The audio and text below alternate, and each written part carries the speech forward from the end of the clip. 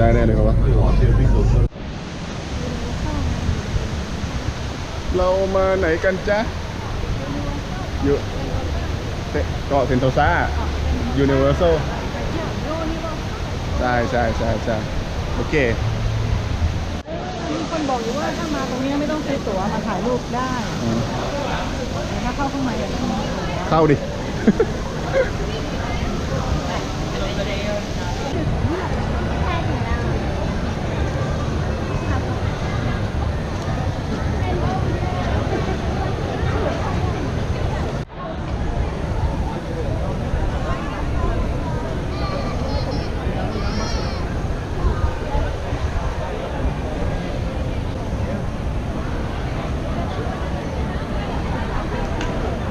ลูกโลกที่ทุกคนตามหาโอเคอันนี้กันน้ำเลยเนี่ย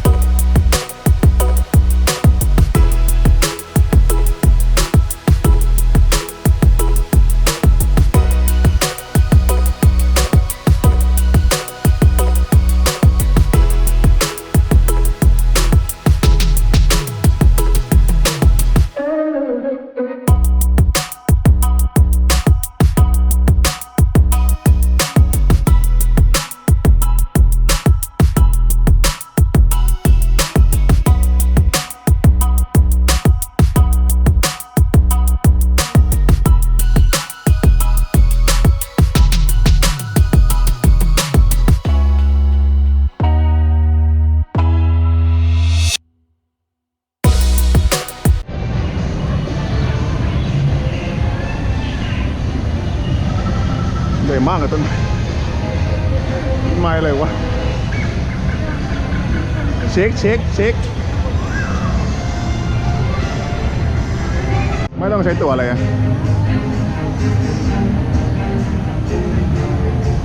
เข้าไปดูอะไรดิ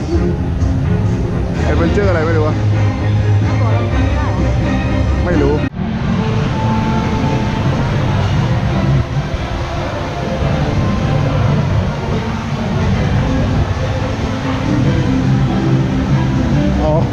เวรกรรมเลย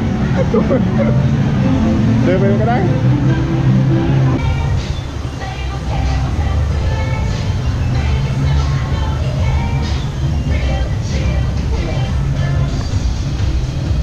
แต่ว่ามันไม่เห็นว่าเพราะว่ามันมีการแสดงแบบนี้ไอเนี้ยเดี๋ยวมันจะมีแบบออกมาแสดงเป็นคนใส่ชุดยักษ์สีเขียว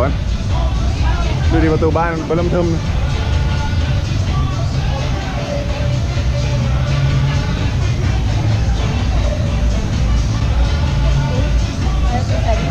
ไปเลยลองดูอ๋อไปห้องน้ำเหรอ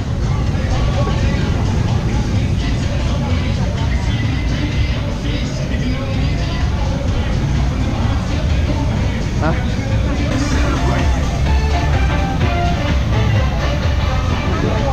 เราจะเข้าวังแล้ว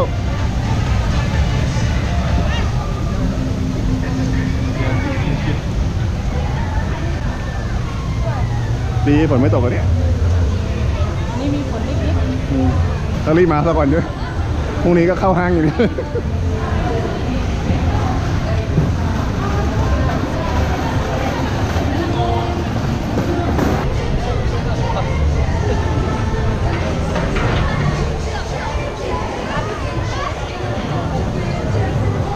เร่งอันนี้คือปราสาทของพ่อตาของเช็ค มันได้ลูกสาวเขาไงหน้าเช็คเห็นไหมตัวยักษ์เขียวๆเห็นไหม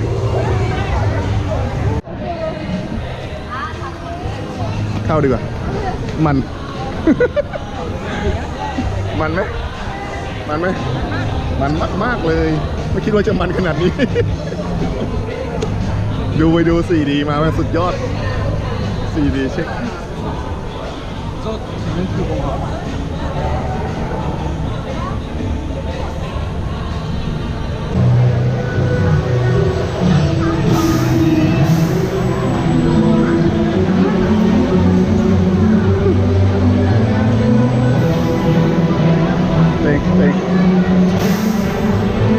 ไปขึ้นเลยรถไฟอะไรไม่รู้มาชนไปกับแจ็คผู้ฆ่ายักษ์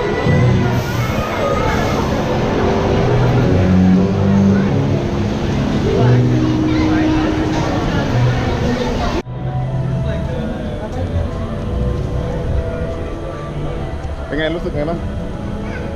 เต้นมากเลยมันคือมันเป็นอะไรรถไฟแบบเราก็ไปเจอเรื่องของไอ้แมวนะก็น่ากลัวแล้วจะชนแล้วก็จะเดี๋ยวหักโค้งหักศอกมันมากหักอย่างนี้เลยจะชนปุ๊บอย่างนี้เลยนะ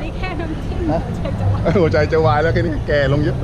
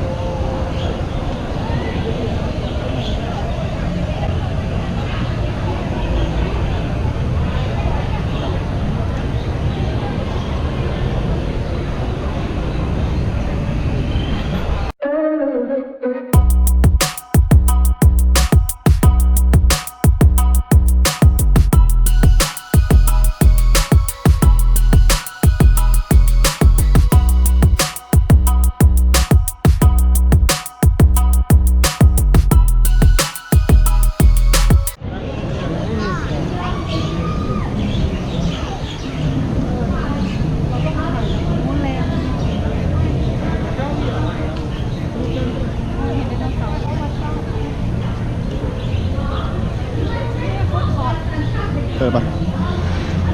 ไม่มันเป็นฟู้ดมันมีหมดทุกฟู้ดคอร์ทแหละเราเข้าไปดูกันนะ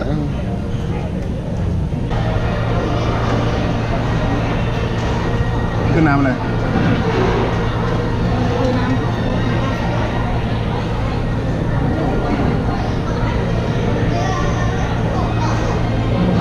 เรามีน้ำหนุนเหรอพอแล้ว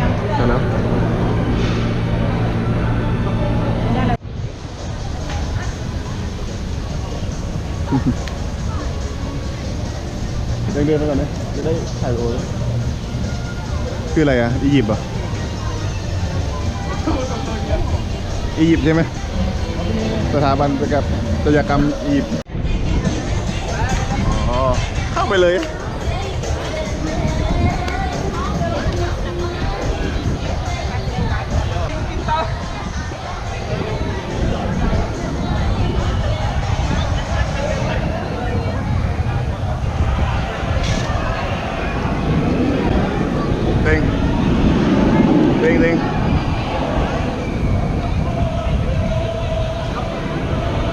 มาก่อนจะทำแบบนี้ตัวใหญ่เนาะใหญ่มากเลยอ่ะไม่น่า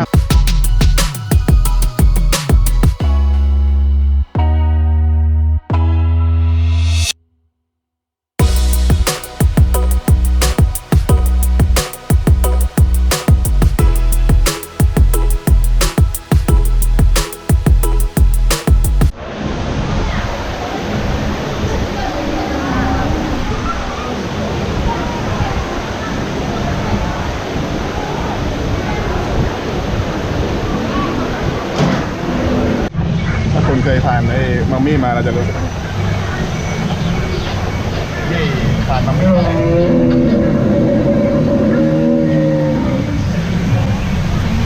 อ๋อ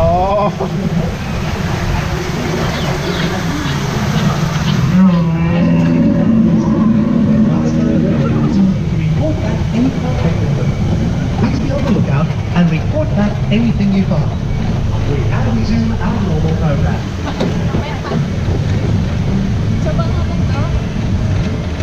เอาในทางเข้าจะบอกกันวนรอบนี้โอ้ยอันนี้จะเบาอันนี้เบา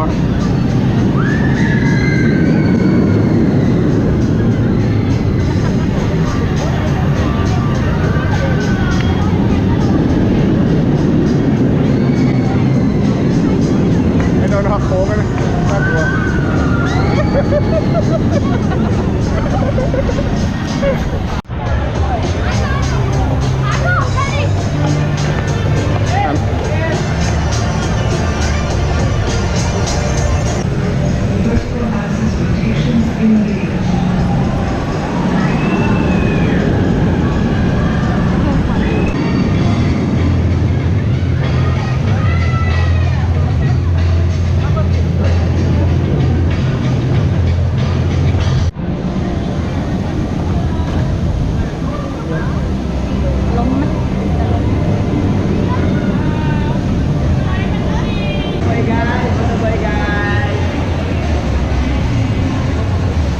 กี่บาทเลยถ้าไปแล้วต้องเสียตังค์เลยป่ะไซไฟซิตี้อ่ะไปดิไปดูเลยเราอยากได้ก็ดูไปดูอ่ะตื่นเต้นทุกอันเลยนะ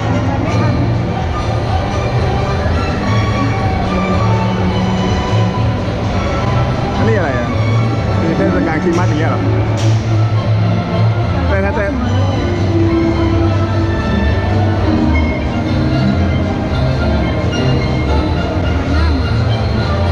ไม่ต้องถ่ายอันนี้เป็นในเมืองเลยนะด้านตรงนี้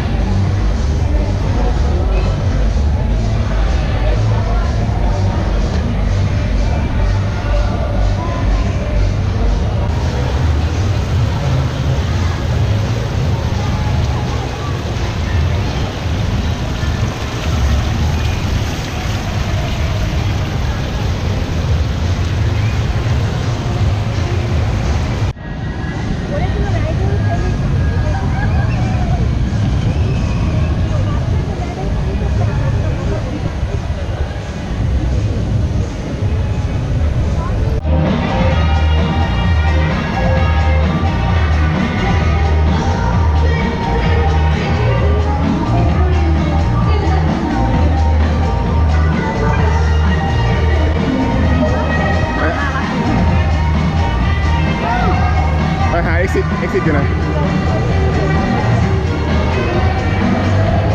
ออกได้เลยไหมไม่มั้งฮะสแกนพื้น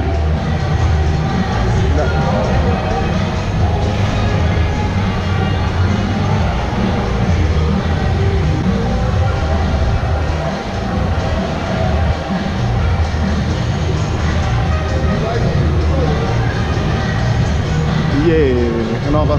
เยอะอยู่นะ